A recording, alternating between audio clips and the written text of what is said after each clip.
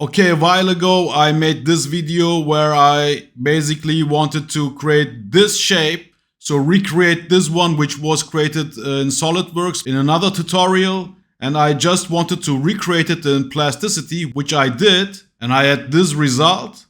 So I basically recreated this thing. In the original video it was called Moebius ring. And that's how I called my video as well. And some viewers were upset that I called it Moebius ring, and they were commenting very aggressively like, "That's not a Moebius ring! Go, make your homework!" That's why I have decided to make a simple Moebius ring. Okay, what is a Moebius strip to begin with? It is a surface that can be formed by attaching the ends of a strip of paper together with a half twist. And here is the illustration for that weird thing. So let's model a simple Moebius strip or Moebius strip or Moebius strip or Santa Claus. Okay, here I have a new scene. Delete the cube.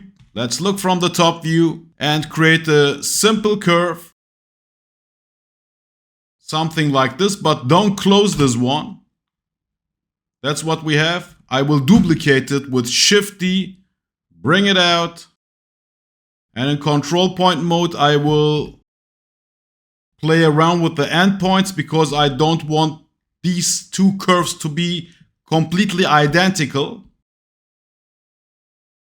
Just that there is a slight offset, otherwise the transition won't work.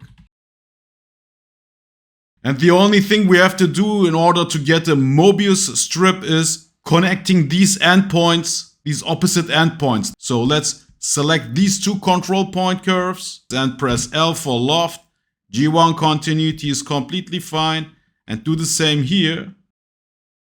Here you can already see that we get a, let me go to edge mode. And here you can see that we already get a weird shape. So we could take all these four curves, so these two curves and the bridge curves we created with the loft, and press join, and boom, we get one shape. This is now one curve. But if we try to surface it, we won't be successful since loft won't work, patch hole command won't work. I press Alt J. Instead of joining them, we first have to create the surfaces, so loft them. So I select these two curves which we have created with the loft and press L.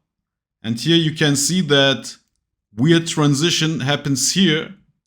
It's a very sharp transition. And if we select these two curves we created at the beginning and press L and press Shift for selecting the endings, so these edges, for getting a G1 continuity for both sides, you see that we already get our Moebius strip. But I don't like this sharp transition. Escape, delete the surface and delete these two lofts. I will try to get a smoother transition here by playing again with the endpoints of the curves we created at the beginning. So basically I have already created the Moebius strip. I'm just playing around for getting a smoother transition.